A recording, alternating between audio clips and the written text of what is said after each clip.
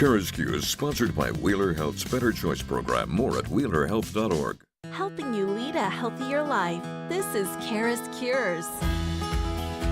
Hi, everyone. Welcome to the CURES Show. This is where we explore cutting-edge wellness from credible sources. I'm Kara Sundlund, and so many of us are seeking more abundance in our lives. But could some old belief systems be keeping you stuck with money blocks? Wendy De Rosa is an internationally recognized intuition teacher. She's an author and a speaker with over 30 years of experience in spiritual growth, energy healing, and personal transformation. And Wendy, I just want to welcome you back to CURES. I know we've had the opportunity over the last couple decades to work with you. You sometimes are here on the East Coast teaching how to become an empowered empath, how to set our energy to kind of create the lives we really want. So thank you for being here. Absolutely. And, I just want to tell listeners, I'm a Connecticut native. Yes. So I was born and raised in Connecticut. So I know. That's so exciting. So you're out in Colorado now, but right, you have these roots and we can get into that. Let me just, before we get into why sometimes we might be thinking we're doing everything right, but subconsciously with our energy, maybe blocking what we're hoping to create. Talk a little bit about what you do as far as being an energy healer. You really help us work from the inside out with our energy system. absolutely. So we learn about the physical anatomy in school. We learn about all the systems of the body, but what we don't always learn about is the energetic system, which is part of our body. It's part of who we are. It informs our cells. And what happens is that oftentimes the way we operate, the patterns we develop, how we show up in the world is depends on the energy we might be holding inside our body. And a lot of times that is built upon life experiences that we've had very early on. We will develop belief systems and ways of protecting ourselves and ways of surviving in the world based on what our life experience was. And our cells carry that information. And so energy healing is the process of looking at what's held in the body on an energetic level, and then utilizing various tools, breath and awareness and tuning in to be able to release that energy held in the body.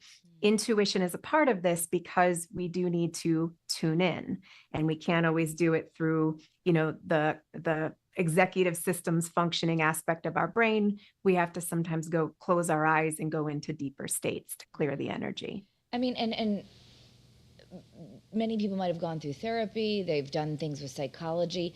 This is that's all great. This is sort of working on an even deeper level. If perhaps you've become more self-aware through some of your money story or how you grew up. I grew up with a single mom where a lot of ups and downs, a lot of like feast or famine. And so I realized, okay, how does that affect me? But maybe more from a mental way. And I know you said you talked about growing up with your parents' beliefs, very different from what you're hoping to create now.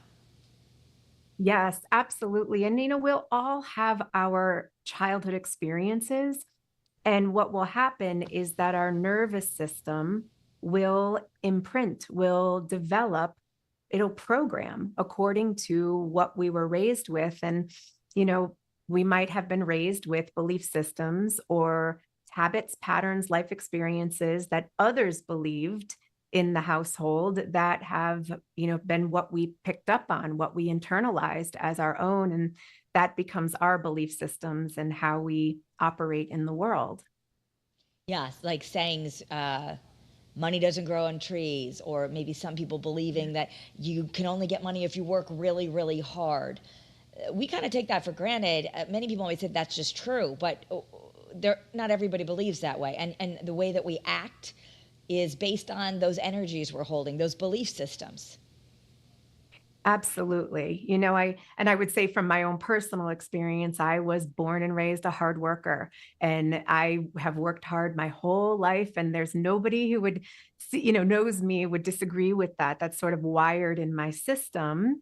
And here's what's interesting about it is that because I was raised to work hard and to prosper and to go for it, what has been hard for me is receiving being able to just relax into the concept of, oh, I actually don't have to work hard and I can allow myself to receive. And it's been interesting to see how that dynamic between working hard and then allowing myself to receive, how it shows up in many areas of my life, but also in my own personal experience with money.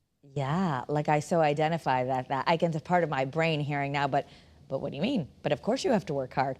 But in fact, there are people who align quite easily with abundance and maybe don't carry that of, if I'm not working hard, things aren't going to come to me. Yeah, absolutely. What's interesting about it too, just the concept of receiving is there's a nervous system response. And that's really, when we're talking about energy, we're really talking about how the body responds to some of these themes and concepts that money will trigger. So sometimes, I can feel where my body says, oh, my nervous system will settle around the concept of receiving inside myself and the concept of working hard. There is a nervous system response of like a fight or flight or a keep going. And again, once again, these play out in how we respond to money as a whole and how we are going to be working with our energy So let's, in relation to money. yeah, and so let's talk about that. I mean, for Energy 101, we have a chakra system. And Yeah. money blocks don't only live in our mind, they live in our energy body and where we carry it. Is there a certain area of our body that focuses on this? Absolutely. So first, I want to say, for anybody who feels like, oh, we're going to talk about chakras now, I want to say that these are nerve plexes in the body. The nervous system actually interweaves, particularly the vagus nerve, through our chakras, through many of our chakras, several of them, quite a few. They are also power centers. We feel these areas of the body, so they are potent and they carry information. And so a lot of our imprinting will be not necessarily in the brain. When I say imprinting, I mean our belief systems or what we have learned, ways to operate and survive in the world, is not mental. It's actually held as energy in these different centers of the body. Now, when it comes to money in particular, I like to focus on an area of our energy system that we almost never think about. And we don't think about it because we don't feel it. It's not a felt center the way you would feel your heart or your gut, for example. And this area is actually at the tailbone. And it's a power center that houses the primary belief systems that we would be raised in from 0 to 7 years old. So they're really old. They've been there a long time. They're hardwired. And this power center is also a base of the nervous system in the energetic body. And so what we will be held here is beliefs that we might carry that we absorbed. And we absorb them typically through the environment and the systems we live in. And I say systems because there's multiple.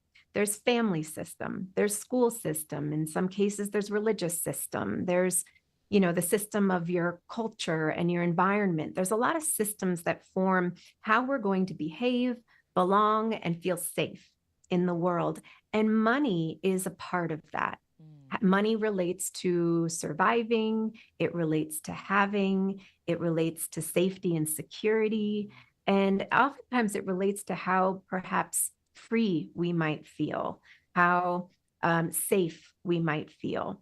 And so when I look at money as a core issue in the body, I often start in that area of the body because our money story isn't necessarily a financial story. Yeah. It's oftentimes an identity story.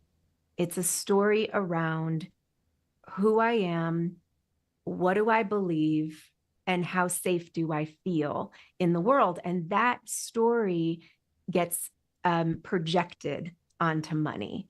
And oftentimes that story is because we, as 0 to 7 years old, marinated, I'll say, in a particular type of energy, we'll say, or emotion that the whole system believed about money. Either we have it or we don't. We love it or we hate it. We're worthy of it or we're not. That oftentimes comes very early on before we even form our own personal relationship with money. So true financial change, which many of us want, and separate from do you have a job, did you lose your job, what's going on with your checkbook, it actually requires digging deeper, working with energy, not just mindset. Is that right? Absolutely. And mindset would keep it would keep us focusing on beliefs in the mind. But the reality is belief in the body is an experience that we have that turns into how am I going to live and act and survive according to this particular experience or this thought.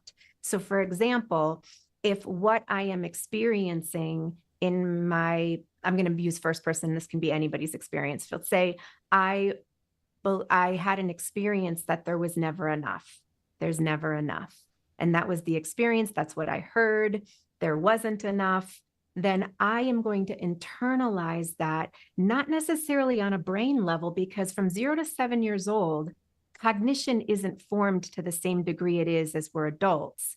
So we have to go down to the younger aspects of our belief systems, and that's wired in the nervous system. It's not necessarily wired in cognition. So you as an adult can be trying and saying, I don't want to believe this. I truly don't want to. I want to shift the thought. But when we want to shift the belief in the body, we actually have to turn to the onset of it in the nervous system. And that takes us down deeper into subconscious parts of us and younger parts of us where the nervous system first learned this particular belief. And that's why we, in energy healing, it's the process of closing our eyes and tuning in to that area of the body and saying, I learned I was operating where it always felt like there was never enough. And what I believed about that is I am not enough. So I need to keep working and working and working to feel like I'm enough, but that doesn't really fill my bank account. That just keeps me in the cycle of living the fear that I'm never enough. So I have to go in, I'm using this first person example, it can be anybody's story, but going into the belief and starting to release that imprint, that belief that I am not enough. And every one of us, no matter what your childhood experience is, every one of us is going to have our version of what that is, of how we survived, how we had a sense of belonging in our money story very, very early on. And that's what we're looking to shift. Well, yeah. And I talk about, when I grew up, very different, my mom was a single mom. So there was always awareness of, okay, this is good. This is a great time. This is a bad time. So probably not stable, where maybe if you grew up, in a situation where even you're just middle class, but your parents always had a job and everything's the same. And so different story, but what happens is if you want to create something as an adult where I'm creating financial freedom, how do we do that if you have these different stories? I guess everyone's could be different, but I think we all probably want to create something that serves us more as adults. And you say we kind of have to use some special tools. Can you talk us through some practical things we could be doing to access those deeper parts? Absolutely. I'd love to teach a little method that I have come up with. It's the identify, release, and replace method. Identify, release, and replace. IRR. Okay. Yes. So the first part is to identify your money story and the beliefs that came with it. And your money story might go something like this. I was raised in an environment, like in a home where there was plenty of money. And then my father lost his job and there was nothing. You know, we lost everything. I had to change schools. We had to move out of the state. Let's say there was some type of, loss. There was a windfall and a downfall. And then let's say as a result, I realized I could no longer trust that there was ever going to be enough. Now I use the enoughness example previously. I'm just building upon it here. So let's say that was someone's money story. And for some, let's say that going back further than the childhood experience, there was a grandparent or an ancestor, intergenerational line around money. Maybe the story is we've never had it, or we've always worried about it, or we had to seek safety. But whatever the story is, it's about identifying your money story. How was money introduced to you? What was your childhood experience around it? And what was the nervous system response? And as an adult, we can think back, we can feel back into it. We might need to tune in and just ask ourselves, was there enough? Was there fear around it? Was it feast or famine? What was it like? And what did I believe about myself as a result? I'm going to use the I'm not enough belief that I mentioned earlier. Let's say the result is I'm not enough because there never was enough. And so I don't feel a sense of worthiness around money. And when I tune into that and my identifying, I'm going to feel that somewhere around my belly. Let's say I feel it in my gut. So now I've identified the belief and I identify where it's located in my body because my system is telling me that, my intuition and my body is telling me that. There's a sensation there. So that's the identifying. Now it's going to be about the release. How do we release the energy? Yeah, so how now do you we're do gonna that? Close up. Yeah. So we within energy clearing, there's lots of different ways to do this, but I'm gonna name the primary: breath, awareness, and intention. So I'm going to breathe into that area of my body. I'm aware of what it feels like, what my nervous system was going through at the time. And I'm going to set the intention that I'm letting this go. And I'm letting it go all the way down to age 0, 1, whatever age. And I'm going to take some deep breaths now, and I'm going to breathe into that area of the body. And with the intention to let the energy release, I'm going to use my exhale to start to blow that energy out. Now you're blowing it out up here, but you're feeling the energy release from that area of the body. I am releasing. And so that's the release component. You might need to you could spend 2 minutes, 5 minutes, 10 minutes releasing. Now we don't have that much time here. Yeah, now, no, but it's something that you also, I want to shout out that you have 2 books that I think could help people: The Empowered Empath, and then you have another one that was also a bestseller. What was the title of that one? Oh, Expanding Your Heart. Okay.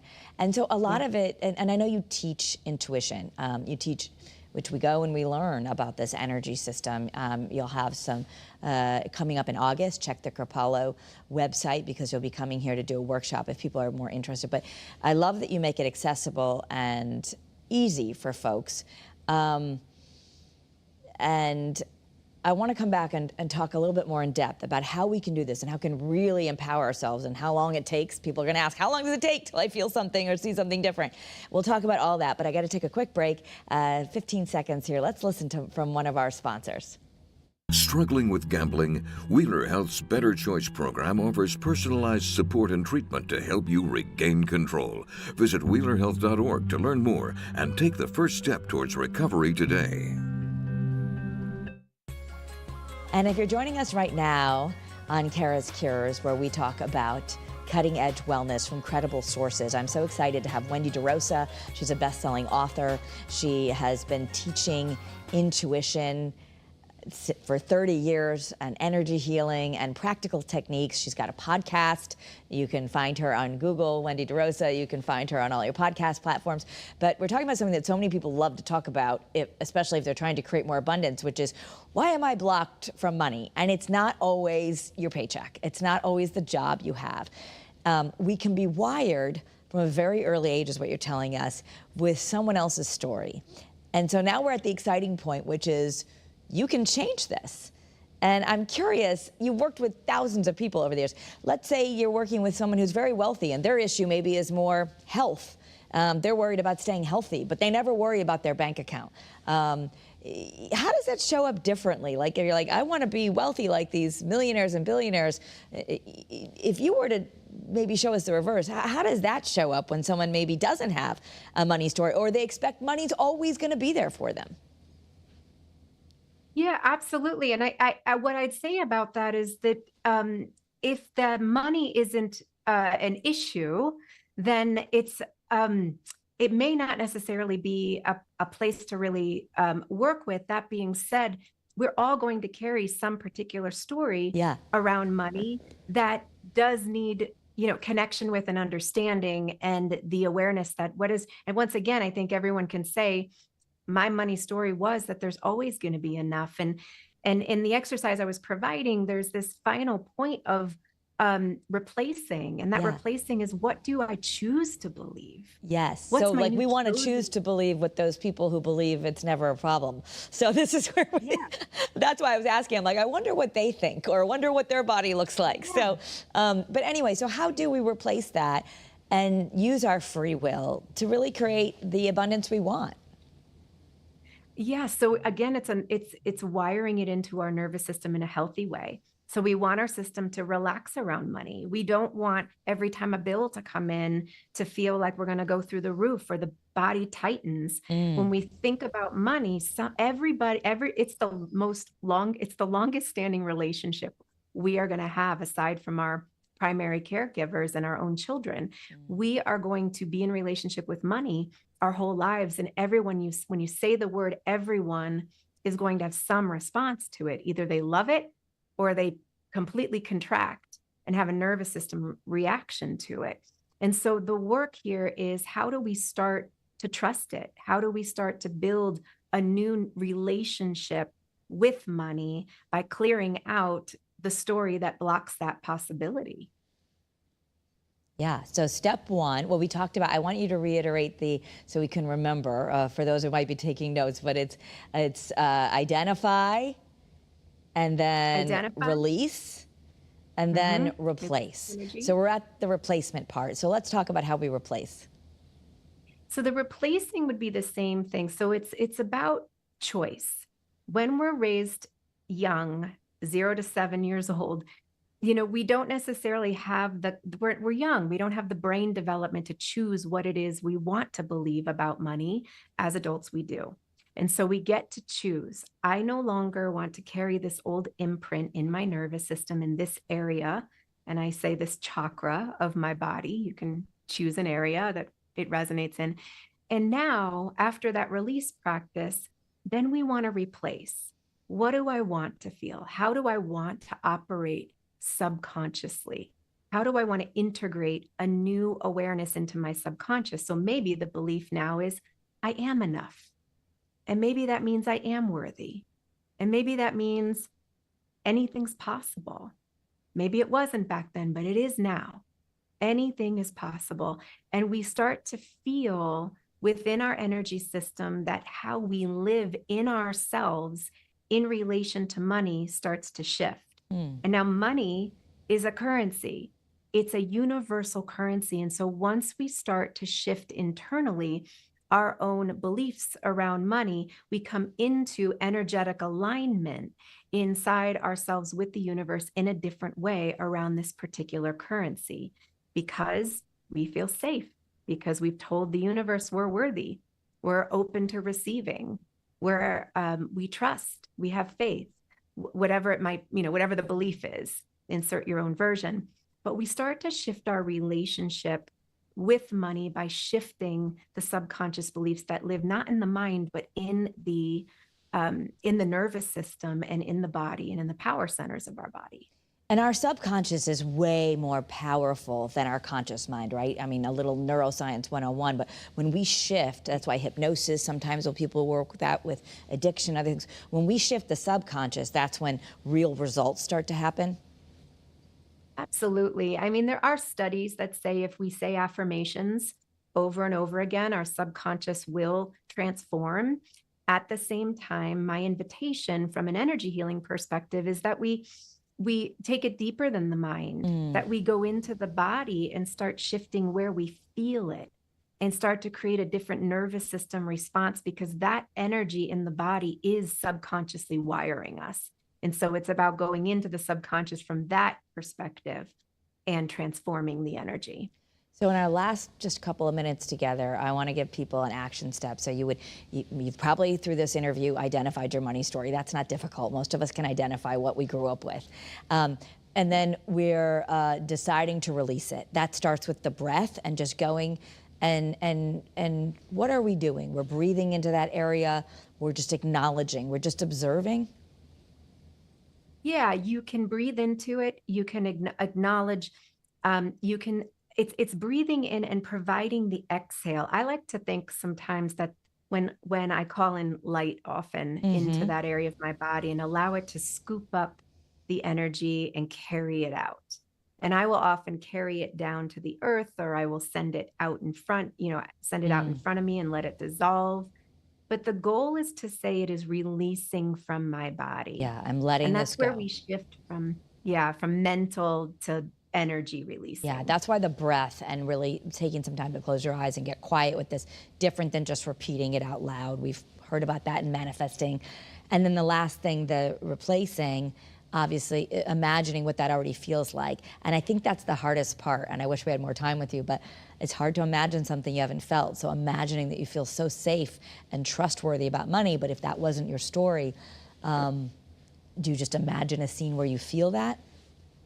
Yeah, I would even get really clear on the belief, which is a power. It can also be an affirmation that you want to live from in your body. And it's not a one-time thing. So part of this is just breathing. You can even say the words and drop them into that area of the body. Feel it in that area of the body. Feel what it feels like to embody it. But then we have to live it in the world. So how are you going to practice it? Think every time you have to pay a bill, how can you let yourself recite and feel that belief system? It's about bringing it into actionable steps every time you engage with money in the world. Okay. So even when you're paying that bill, taking that moment to breathe, pray, whatever you call before, intending that I feel open, I'm grateful for what I do have. And in our last 20 seconds, what you're saying, we can read much more in your books, follow you in your podcast. You have a whole podcast on how to shift your money blocks. But you've seen this work. People's stories and lives change. Absolutely. People's stories and their lives change, and they end up living more abundantly in their life because they're not having these anxious, fear-based responses every time they have to pay a bill. Wendy De Rosa, you're amazing. Thank you so much for being with us on CURES. Everyone at home, follow me on social. I'll post some more of this there. Have a great day and be well.